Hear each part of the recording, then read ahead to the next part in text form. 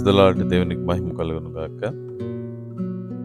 ఈ సాయంత్రకాల సమయంలో మరొకసారి మరికొన్ని మాటలు మీకు తెలియజేయాలని ఆశపడుతూ, ప్రభువారి జీవిస్తున్న సమయంలో యెరూషలేము దేవాలయ మందిరములో అనేకమైనటువంటి క్రయ విక్రయాలు చేస్తూ ఉన్నటువంటి వారి గురించి మార్కు సువార్త 11వ అధ్యాయము 15వ మాట నుండి 17వ మాట వరకు రాయబడ్డాయి.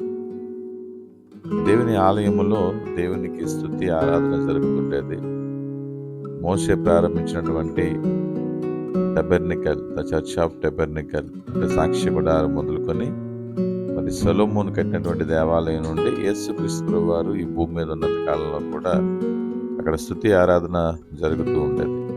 కానీ ఆ ప్రాంతంలో క్యాంపస్లు అందరూ కూడా వ్యాపారాలు ప్రారంభించారు.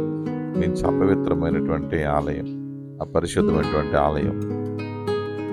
కాబట్టి ప్రభువు వారిని సూచించి నా యొక్క మందిరాన్ని దొంగల గుహంగా చేశారు అనేటువంటి విషయాన్ని ఆయన తెలియజేస్తూ ఆగ్రహాన్ని వ్యక్తపరిచాడు.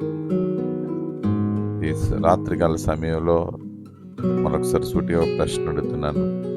ఈరోజు క్రొత్త నిబంధన ప్రకారం అపోస్తలుడైన పౌలు 1 కొరింథీ రాష్ట్రపత్రిక 5వ అధ్యాయంలో మీ యొక్క దేహములో ఆలయమునకు నిలయమై ఉన్నదని మీరు ఎరుగరా అనేటువంటి ప్రశ్న ద్వారా మనతో మాట్లాడుతున్నాడు.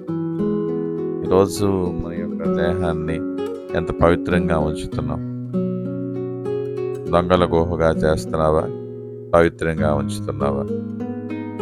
దేవుడు పవిత్రంగా పరిశుద్ధంగా మన యొక్క హృదయం అనేటువంటి దేవాలయం ఉంచడానికి పరిశుద్ధాత్మ దేవుడు మనకు సహాయం చేయను గాక. ఆమేన్.